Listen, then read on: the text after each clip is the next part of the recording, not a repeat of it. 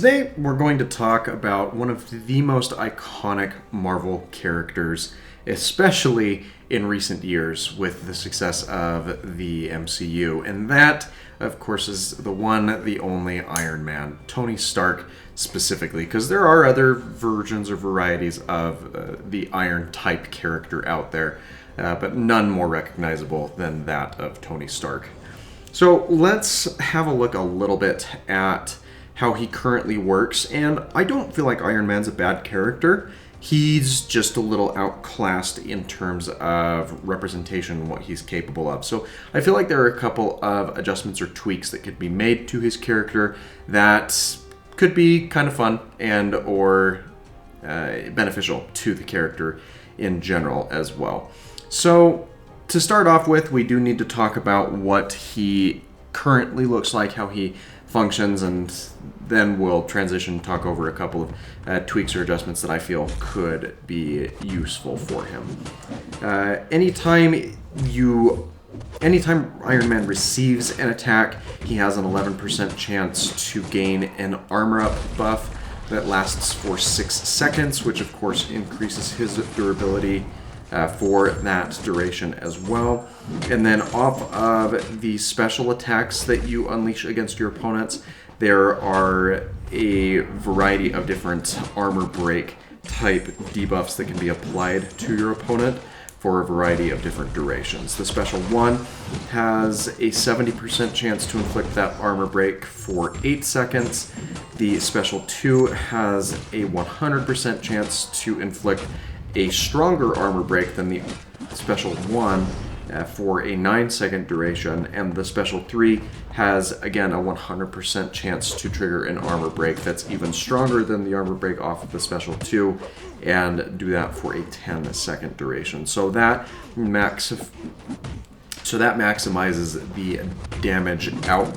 So that increases the damage output capacity of Iron Man as a character. But the most beneficial aspect of this character comes once you have his signature ability unlocked, and that is in the form of the arc overload, which is a very quintessential tactic that is used by Iron Man to get just a little bit of extra power out of his suit and to give him the edge in a fight.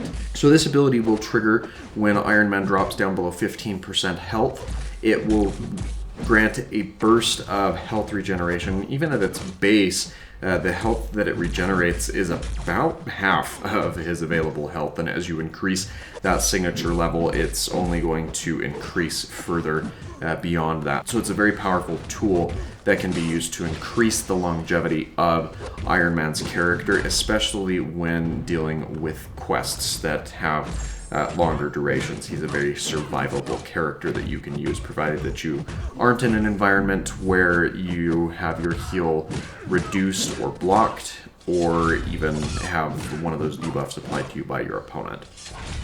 And as that health regeneration kicks in, there is an additional armor up buff that comes in to further help with the damage mitigation that could come in during that time frame. But those are the main things that are noteworthy about the arc overload for Iron Man. Now, a lot of these attacks that he has, they're good for what they offer, but I feel could very easily use a rework, if not an reanimation for that character. They're all one hit, with the exception of the special 3, but you can't block that anyway, so what does it matter? But you've got a single repulsor blast from the palm repulsors, and then the larger unibeam blast from the chest arc reactor there that is sent out. And they are very iconic for Iron Man's attacks, but there's also a lot of other things that you could include in his arsenal. He's got some of those laser charges that could be equipped that he could use that offer some incineration type damage or a debuff upon the opponent. He also has a lot of different tools in his available arsenal. And one thing that I think would be really awesome to see with Iron Man's characters, to have some sort of reward for dodging away from attacks, or more specifically recoiling from a very close-up range from your opponent. One of the things that's very visible about him, especially in the early Iron Man films, is you have the flares and the use of the flares that he has that could be used to disorient the opponent. And there is a disorient debuff that we have that helps to reduce some of the opponent's ability to function and get parry stuns and other abilities off of their block. So that might be a kind of a fun little debuff to include in an animation to spice up for Iron Man, is to deploy some flares that kind of occult the vision of your opponent and cause them to be disoriented for a few seconds, maybe 5 to 7 seconds upon that activation. You would want that to have a cooldown or kind of a recharge, but that's not outside of the realm of possibility. I don't think you would want that to be a one-off trick, but it would be something certainly kind of fun to see. I also wouldn't be upset if we saw something, I also wouldn't be upset if we saw other aspects of Iron Man's toolkit and arsenal that maybe don't come from the movies, maybe they come from the comics or other things that could be incorporated into this character. But there's not a whole lot that I would write off or remove from what he is doing, but rather build off the kit that he currently has. I do feel like it's the wrong route to go in terms of having a burnout similar to what Iron Patriot has, where he has a similar yet weaker regen off of his signature ability that then relegates the character to a lower, more decrepit state type thing for the remainder of the fight. I just don't feel like that's the best route to go in any regard, and we'll certainly touch on that when we get around to discussing Iron Patriot further on down the road. But it is just kind of sad to me that Iron Man is such an iconic character, and in this game at the very least he's useful but lackluster, and really good for early game content, but as you get into the monthly story quests that come out and some of the higher level things that are given to us as the game continues to unfold, he just finds himself taking a backseat more often than not, and I'd really like to see him return to some semblance of relevancy.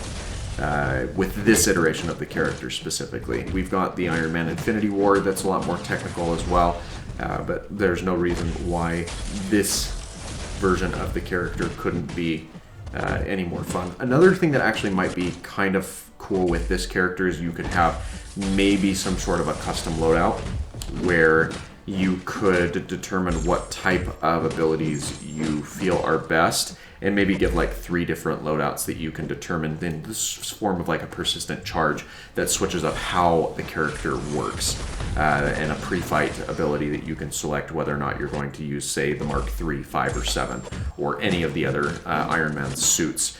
They're from his earlier iteration that have minor gameplay tweaks. I think that would be really cool to see, though I don't know how realistic that really is to be pulled off. But that would be the dream for Iron Man's character if he were to be overhauled and reworked, would be have a pre-fight ability to select which version of the suit that you're using. But what do you think? Do you agree with any of my speculation on this? Do you feel like the Iron Man's fine as is? Be sure to let me know in the comments down below, and I look forward to hearing some of your thoughts back on this.